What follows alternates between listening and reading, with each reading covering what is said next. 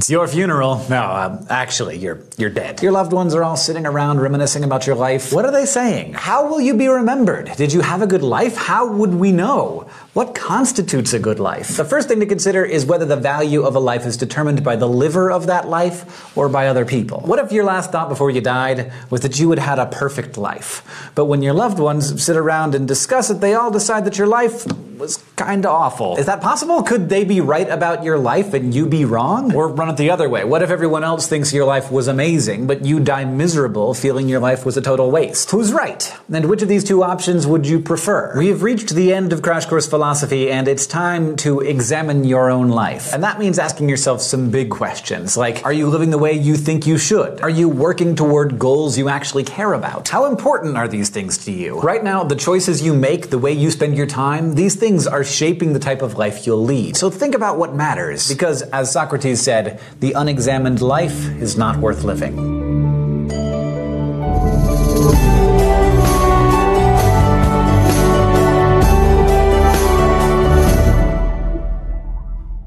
The 20th century French philosopher Albert Camus recounted the ancient Greek myth of Sisyphus. You've probably heard of it. Due to various transgressions he'd committed, Sisyphus was condemned by the gods to roll a boulder up a mountain. And when he reached the top, the boulder would roll back down, and then Sisyphus would have to start all over again. This was the entirety of his existence. He couldn't do anything else. It was just up and down the hill in a never-ending cycle. And you know what Camus said about that? He said, "We must imagine Sisyphus happy." Really? Happy? Well, Camus was an existentialist, and he thought that each one of us basically is Sisyphus. Nothing that any of us does is inherently important because stuff just doesn't have any inherent meaning.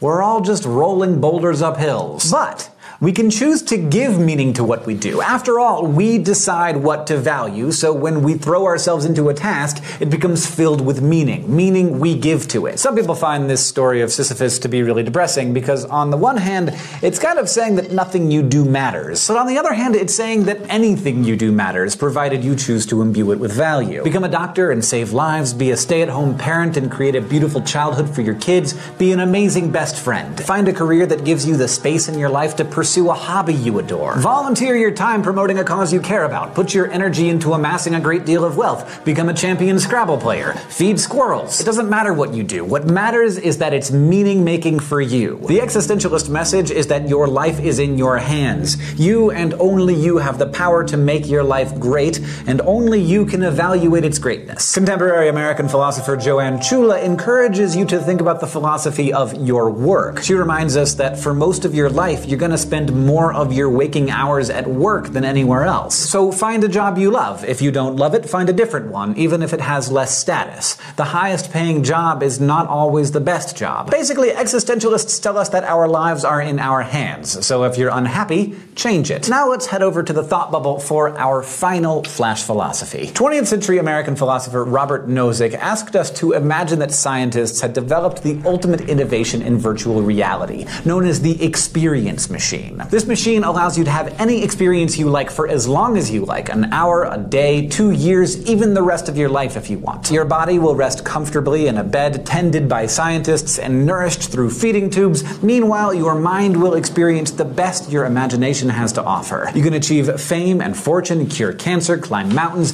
date Beyonce, whatever you choose. And the simulation is so complete that while you're in the machine, you'll be convinced that these experiences are really happening. It will feel as real as the experiences you're having right now. There will be no way to tell it's a simulation. Now, Nozick had no interest in entering such a machine, and he thought that most of us wouldn't either, because the experiences it gives us don't correspond with reality. Even though you might feel like you're having meaningful relationships in the machine, in the actual world, those people would be out living their own lives without you while you're laying in bed having simulated experiences of being with them. And if having an actual impact on the real world is important to you, well, that's one thing the experience machine wouldn't be able to give you. However, if you're a hedonist, that is, a person who believes the good is equal to the pleasurable, then simply having whatever experiences you desire is what you're after. So it might be hard to see why you shouldn't take the old experience machine for a spin. After all, it could let you experience things you could never have otherwise. So, what do you say?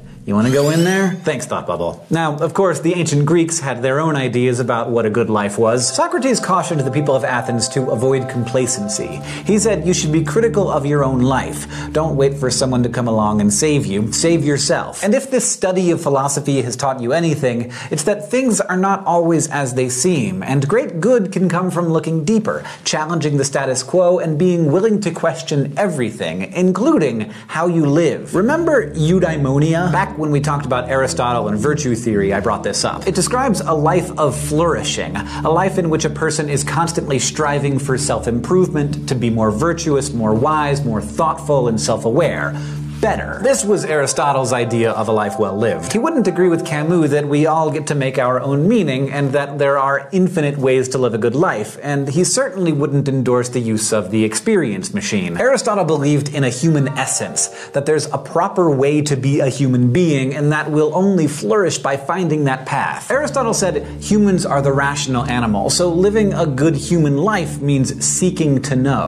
Know your world, know yourself, and strive to govern yourself through reason. Work to be the best, most virtuous version of yourself. Underachievers in this view cannot live good lives. Aristotle also believed that some ways of living are definitely better or worse than others, so if you want to be a good human, what you prefer has nothing to do with it. Choosing to be a couch potato or to indulge one's pleasures, he said, is to live a not good life. This stands in stark contrast to the picture we get from Camus, who said that we are all the determiners of the value of our own lives. So a guy from ancient Greece and a guy from 20th century France are sending you conflicting signals.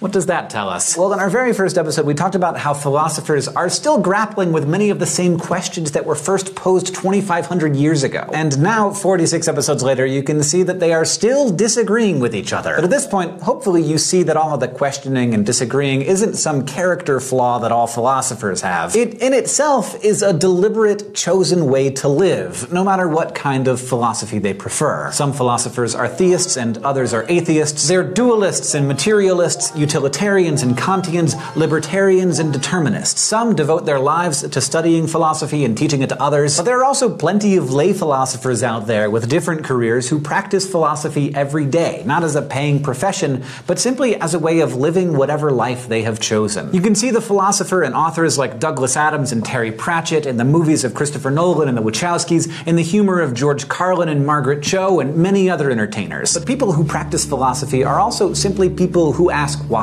who are willing to challenge something that doesn't seem right, to listen to other people's opinions, and to be ever ready to accept new truths if the evidence is there. These are parents who talk with their kids about why they have to do things rather than just issuing edicts, who even let their children have a hand in decision-making when appropriate. These are enlightened employers and mindful workers. Philosophers actually make good bosses and they make good employees in whatever profession they choose, because philosophy teaches you to be creative, flexible, and holistic in your vision and thinking. To live as a philosopher means to never stop questioning and to never stop striving for truth, to continue working to live better, to know more, and to revise your position based on new evidence. Philosophers are convinced that this is the best way to live a good life. Today, we talked about what it means to live a good life. We learned about the myth of Sisyphus and Robert Nozick's experience machine, and discussed Aristotle's eudaimonistic picture of a good human life, as well as the existentialist's view that we each determine the value of our own lives. Crash Course Philosophy is produced in association with PBS Digital Studios. You can head over to their channel and check out a playlist of the latest episodes from shows like The Art Assignment, Braincraft, and PBS Infinite series. This episode of Crash Course was filmed in the Dr. Cheryl C. Kinney Crash Course studio with the help of all of these awesome people, and our equally fantastic graphics team is Thought Cafe.